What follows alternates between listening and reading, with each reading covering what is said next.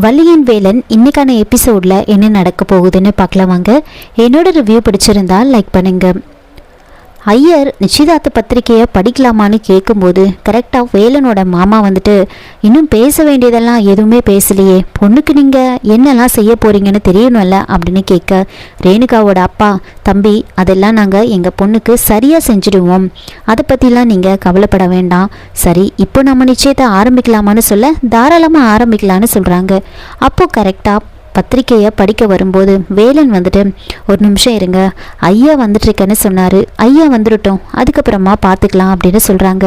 சரின்னு எல்லாரும் ரத்னவேலுக்காக வெயிட் பண்ணிகிட்ருக்காங்க. கொஞ்ச நேரத்துலேயே ரத்னவேலும் வள்ளியும் அங்கே வராங்க.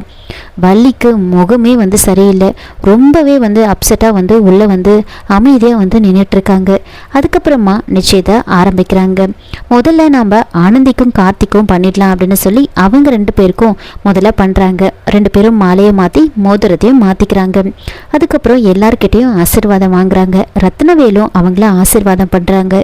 அப்போது ரத்னவேல் ஆனந்தி கிட்ட, ஏமா ஆனந்தி, நீ நினச்சா மாதிரி காரியத்தை சாதிச்சிடல, உனக்கு பிடிச்சவனே நீ கல்யாணம் பண்ணிக்க போகிற, பொண்ணுனா இந்த மாதிரி தான் தைரியமாக இருக்கணும், தனக்கு பிடிச்சதை அடைஞ்சே தீரணுன்ற ஒரு தைரியம் உனக்கு இருந்தது பார்த்தியா, நான் உன்னை பாராட்டுறேன், உனக்கு பிடிச்சா அதை கண்டிப்பாக நீ அடைஞ்சாகணுன்ற அந்த முடிவில் இருந்தல்ல அப்படின்னு சொன்னதுமே வள்ளி அப்படியே அவங்க அப்பாவே பார்த்துட்ருக்காங்க. அதுக்கப்புறமா வேலனுக்கும் ரேணுகாவுக்கும் நிச்சயம் பண்ணலாம் அப்படின்னு சொல்கிறாங்க. அவங்க 2 பேரும் ஒன்றா நின்றுட்டுருக்கிறத பார்க்கும்போது வள்ளிக்கு அவங்களுக்கும் வேலனுக்கும் நிச்சயம் நடந்தால் எப்படி இருக்கும் அப்படின்னு யோசிச்சுக்கிட்டே நின்றுட்டுருக்காங்க. அதுக்குள்ளே அவங்க 2 பேரும் மாலையை மாற்றி மோதிரத்தையும் மாற்றிப்பாங்க. வள்ளிக்கு அவங்க 2 பேரையும் ஜோடியாக பார்க்க ரொம்ப ஒரு மாதிரி இருக்கும், கண் கலங்கி நின்றுட்டு இருப்பாங்க. இதை ஆனந்தியும் பார்த்துருவாங்க. ஒரு பக்கம் வேலனும் ஒரு மாதிரி இருப்பார்.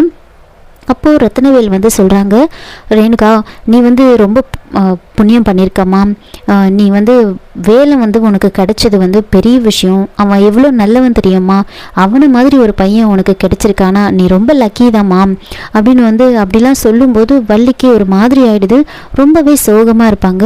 அப்போது ரத்னவேல் சொல்கிறாங்க, நான் வந்த வேலை முடிஞ்சது, ஆனால் நான் இப்போ பத்திரிக்கை வைக்கணும் உங்களுக்கு, அப்படியே என்னோட வேலையை நான் பார்த்துடுறேன் அப்படின்னு சொல்லி பத்திரிக்கையை எடுத்துகிட்டு சொல்லி சொல்கிறாங்க. அப்போ வேலன் ஓடி போய் எடுத்துகிட்டு வராரு. அதுக்கப்புறமா எல்லாருக்கும் ரத்னவேல் இன்விடேஷன் வைக்கிறாங்க. நீங்கள் எல்லாரும் வள்ளியோட கல்யாணத்துக்கு ஆசீர்வாதம் பண்ணிட்டு வரணும் அப்படின்னு இன்வைட் பண்ணிவிட்டு ரத்னவேல் அங்கேருந்து வெளியில் வராரு. அதுக்கப்புறமா வள்ளி வேலனும் ரேணுகாவும் ஜோடியாக இருக்கிறத பார்த்து ரொம்ப ஃபீல் பண்ணுவாங்க. ஆனால் ஆனந்திக்கு விஷ் பண்ணிவிட்டு வேலனுக்கு கை கொடுக்குறாங்க. ரேணுகாவுக்கும் கை கொடுத்துட்டு அங்கேருந்து கிளம்புறாங்க. வாசல் கிட்ட அப்படியே திரும்பி பார்க்கும்போது ரேணுகா வேலனோட கையை டைட்டாக பிடிச்சிக்கிட்டு ஒன்றா சேர்ந்து நின்றுட்டுருக்காங்க.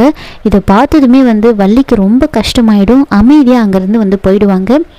இன்னொரு பக்கம் என்ன நடக்குதுன்னா, ரத்னவேல் ஓட டீம்லேருந்து ஒருத்தவங்க என்ன பண்ணுறாங்கன்னா, ஸ்கூல் காலேஜ்லலாம் போதைப்பொருள் கடத்திட்டு இருந்தவங்க, போதைப்பொருளை சப்ளை பண்ணுறவங்களோட அந்த கூட்டத்தோட தலைவரை பிடிச்சிருப்பாங்க. அவங்கள அரெஸ்ட் பண்ணியிருப்பாங்க. அதை பற்றின நியூஸ் தான் எல்லாத்துலேயுமே போயிட்டுருக்கோம். அதுக்காக ஒரு ப்ரெஸ் மீட்டை ஏற்பாடு பண்ணி ரத்னவேல் அதை பற்றி பேசுகிறாங்க. ஒரு 6 மாதமாக இந்த கூட்டத்தோட ஹெட்டை நாங்கள் பிடிக்கணும்னு ரொம்ப நாளாக தேடிட்டு இருந்தோம். ஒரு வழியாக இப்போ நாங்கள் அந்த அக்யூஸ்டை பிடிச்சிட்டோம்.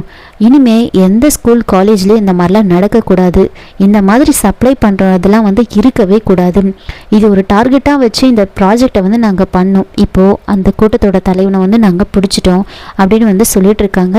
இதனால் எல்லாருமே ரத்னவேலை பாராட்டிட்டு இருப்பாங்க. வீட்டுக்கே ஒருத்தவங்க இந்த மாதிரி நீங்கள் நல்லா பண்ணியிருக்கீங்க அப்படின்னு சொல்லி அவங்கள ரொம்ப பெருமையாக பேசிக்கிட்டு இருப்பாங்க.